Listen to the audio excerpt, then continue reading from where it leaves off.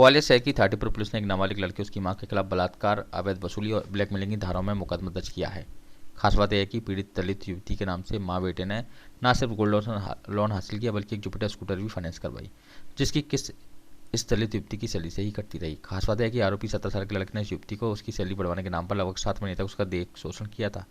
दरअसल दलित युवती विवेकानंद चौराहे के नजदीक स्थित Shri Krishna property and finance service में जॉब करती थी।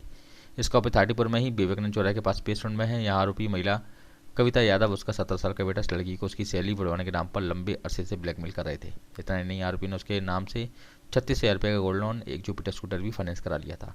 यह रकम और वाहन को वह खुद इस्तेमाल कर रहे थे। चूंकि लोन युवती के नाम पर था इसलिए वह किस्त भी चुका रही थी।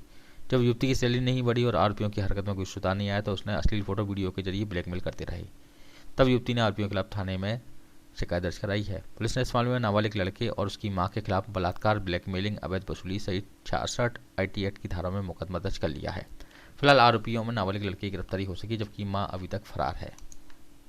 थाटीपुर थाने में एक युवती द्वारा रिपोर्ट दर्ज कराई गई है कि उसको कुछ दिन पूर्व जो है प्रॉपर्टी ब्रोकर के नाम पर जो प्रॉपर्टी दिखाने का काम पर उसको नौकरी पर लगाया गया था और उस काम के बदले में उसको सैलरी दी जाती थी। तो जो जिनके जहाँ काम करती थी उन्हीं का जो लड़का था उसने प्रलोभन दिया कि मैं तुम्हारी सैलरी बढ़वा दूंगा और इसके नाम पर उनके साथ में अवैध संबंध स्थापित करके लगातार उनका दुरुपयोग किया और सैलरी भी नहीं बढ़ाई और फिर जो है उसके नाम से एक स्कूटी और गोल्ड लोन लेकर उसकी सैलरी से ही वो पैसे जमा किए गए।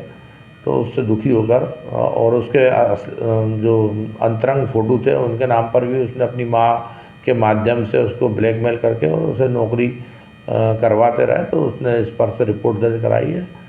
थाना थाटीपुर में धारा 376, 384 एट्रोसिटी एक्ट, IT एक्ट का अपराध पंजीबद्ध कर विवेचना में लिया गया है।